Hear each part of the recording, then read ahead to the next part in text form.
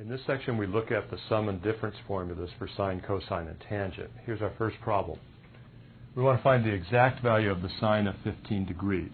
Now, to do this problem, I need to write 15 degrees in terms of two angles that I know exact values for. So I'm going to say this: sine 15 degrees is the same as the sine of 45 degrees minus 30 degrees. So 15 is 45 minus 30, and I can find the sine of the difference of two angles by using my formula, my expansion formula, which says that this is equal to sine 45 cosine 30 minus cosine 45 sine 30.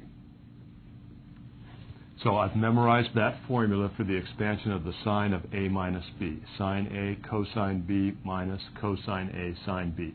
Now the rest is simply a matter of just substituting in the exact values I have memorized for these. Sine of 45 degrees, I'll use this exact value, square root 2 over 2. Cosine of 30 degrees is 1/2 minus, that's my subtraction sign, cosine 45, square root 2 over 2.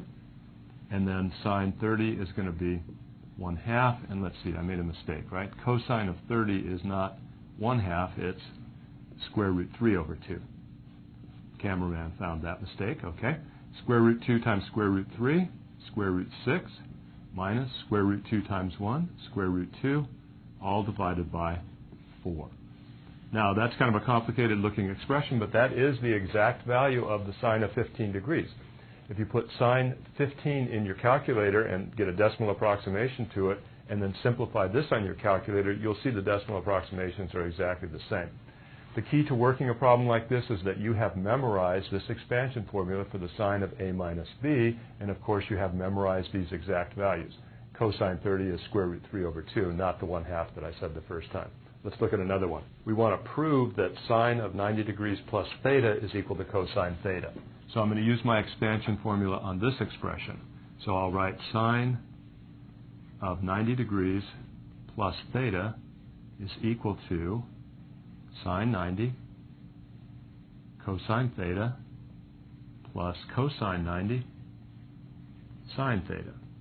And I write this out because I've memorized the expansion formula for the sine of A plus B. Sine A cosine B plus cosine A sine B. Now, I need to write down the sine of 90 and the cosine of 90. I can do a quick little picture right here. I do this a lot when I'm working these problems. I know that y equals sine x looks like this, and it's 1 at 90 degrees. So the sine of 90 is 1 times cosine theta, plus I want cosine of 90, so again, I'll just draw a little diagram right here. One complete cycle of cosine looks like this. That's 360, that's 180, that's 90 right there, so cosine is 0. So 0 times sine theta, and then I have 1 times cosine is cosine theta, plus 0 times sine theta is 0. So I've succeeded in showing that sine of 90 degrees plus theta is equal to the cosine of theta. And I proved this using my expansion formula for the sine of A plus B, and then I just substituted in some exact values for sine 90 and cosine 90. And I like to draw these little pictures of one complete cycle of sine and cosine to get some of these exact values. Here's our next problem. We want to graph one cycle, how about graph one cycle of y equal 2 sine x cosine pi over 3 minus cosine x sine pi over 3. So this time I'm going to use my expansion formula in the opposite direction to write this as y equals 2 sine of, let me get this right, 2 sine of x minus pi over 3, because I recognize this as the expanded form of sine of x minus pi over 3. Now I'll check out the coefficients that I have right here in the constant term.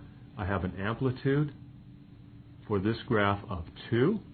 I have a period of 2 pi divided by that coefficient, which is 1, so that's just 2 pi. And I have a phase shift of minus negative pi over 3 divided by 1, so that's just positive pi over 3. So this is where my graph will start. At pi over 3, it will end at pi over 3 plus 1 period, which is 2 pi. So pi over 3 plus 2 pi, let's say I have pi over 3 plus 6 pi over 3, that will be 7 pi over 3.